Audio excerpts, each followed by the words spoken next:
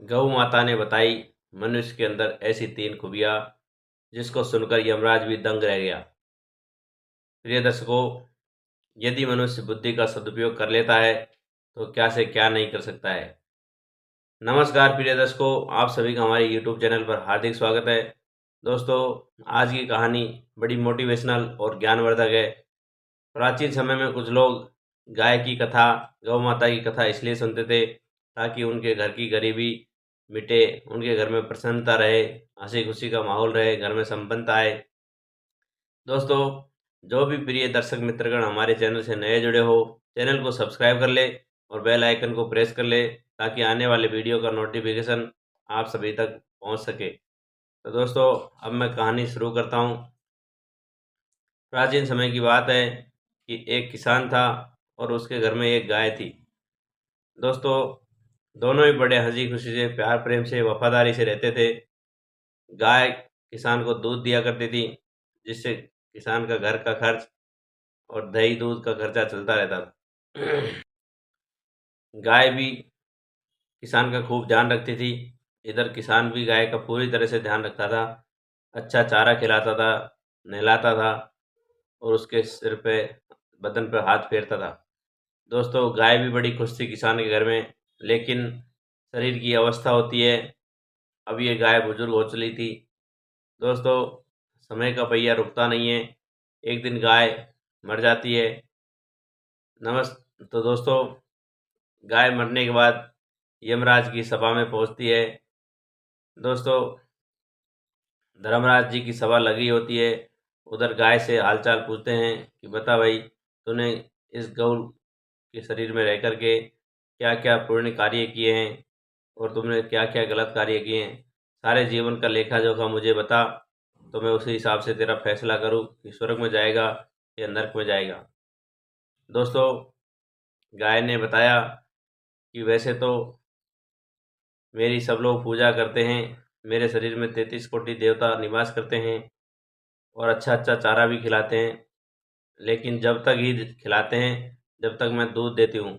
दूध देने के बाद तो मुझे लाठी डंडों से पीटते भी हैं और मेरे जो छोटे छोटे बच्चे होते हैं, बछड़े होते हैं, उनको ये किसान लोग बैल बना देते हैं और उनसे बुरी तरह काम में लेते हैं और उनको भी डंडों से पीटते हैं और पूरा खेत जब तक जुत नहीं जाता है, जब तक उनको रेस्ट नहीं करने दिया जाता है।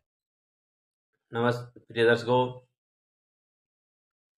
गाय इस प्रकार का वृत्तांत यमराज को बता रही थी और कहने लगी कि महाराज, यदि दोबारा जन्म देना होए तो मुझे मनुष्य के शरीर में जन्म देना, क्योंकि मनुष्य बहुत चतुर होता है, बहुत चालाक होता है, उसके पास ऐसी खूबियाँ होती है, ऐसी बुद्धि होती है कि वो चाहे तो आपकी भी कुर्सी हिला सकता है।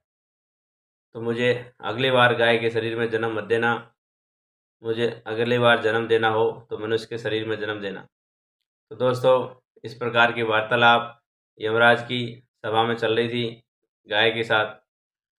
उधर गाय को मरे कई दिन हो गया तो किसान भी बड़ा परेशान था, उदास था, भगवान का नाम ले रहा था क्योंकि भगवान का भक्त था वो भी।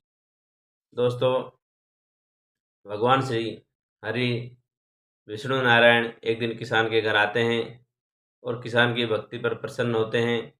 कहते हैं, किसान, मैं तेरी भक्ति से बड़ा प्रसन्न हूँ, तुझ जो मांगना हो वो मांग ले वरदान, मैं तेरे को जो मांगेगा वही दे दूँगा।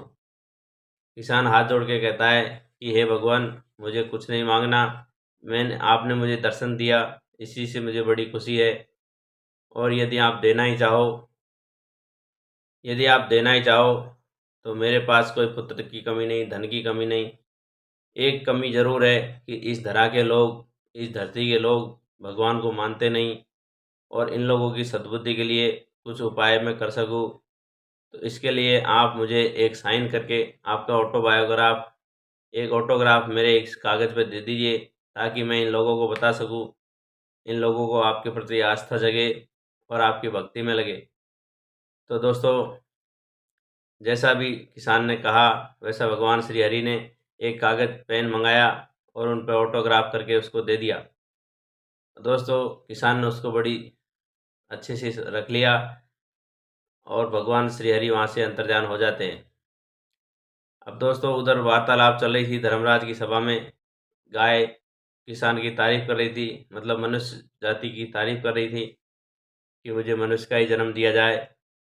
तो उधर किसान की जब बहुत ज़्यादा तारीफ सुनी तो धर्मराज ने आदेश दिया कि जाइए इस गाय के मालिक को, उस किसान को हमारी सभा में हाजिर किया जाए, ताकि मैं देखूं तो सही कि मनुष्य के अंदर ऐसी खूबियाँ क्या है जो आखिरकार मेरी भी कुर्सी को डावाडोल कर सकता है, हिला सकता है। तो दोस्तों जो भगवान श्री विष्णु ने किसान को जो साइन करके दिया था कागज़, उस पर किसान ने कुछ और अपनी तरफ से एडिटिंग कर लिया। उसमें लिख दिया कि धर्मराज का जो सिंहासन है वो मुझे मिले, इस तरह से लिख लिया। और जब यमराज के दूत आए तो कागज़ को भी अपने साथ ले लिया। यमराज के दूत लेकर के किसान को पहुंच जाते हैं उनके दरबार में। अब दरबार में यमराज जी किसान से पूछते हैं, क्यों भाई, तेरे अंदर ऐसी क्या खूबी है जो तू यमराज की कुर्सी भी हिला सकता है, और जो काम भगवान नहीं कर सकता है वो मनुष्य कर सकता है।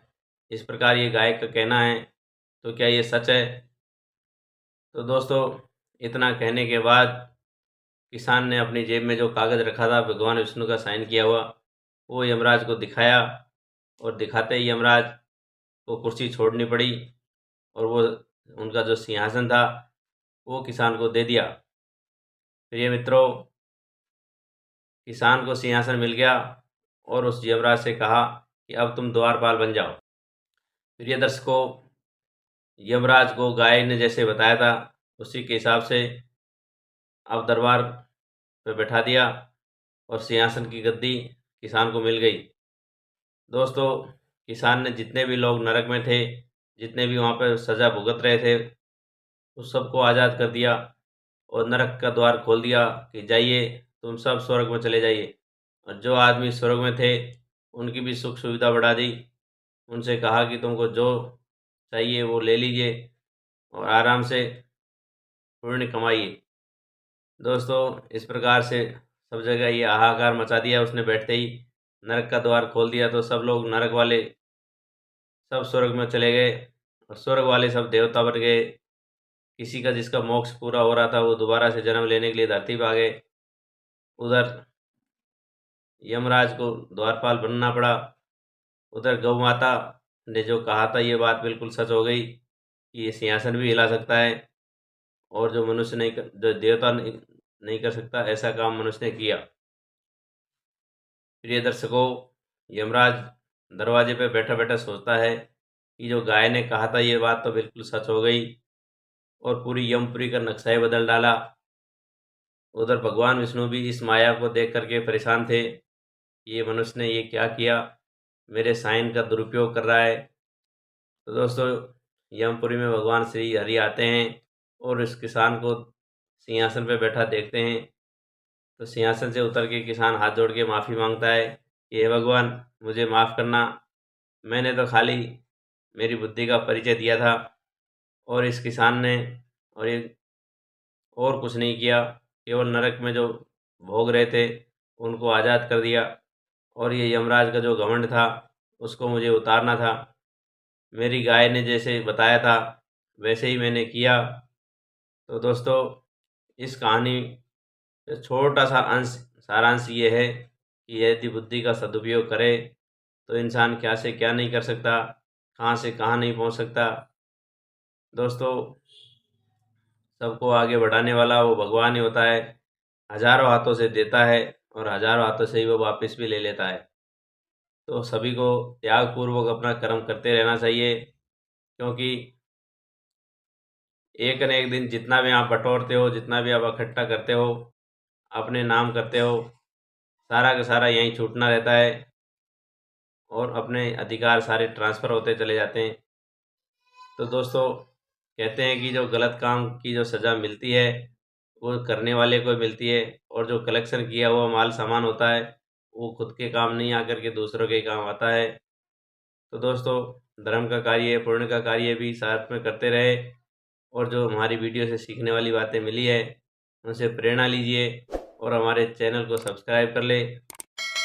सभी को जय श्री हरि विष्णु की हरि ओम।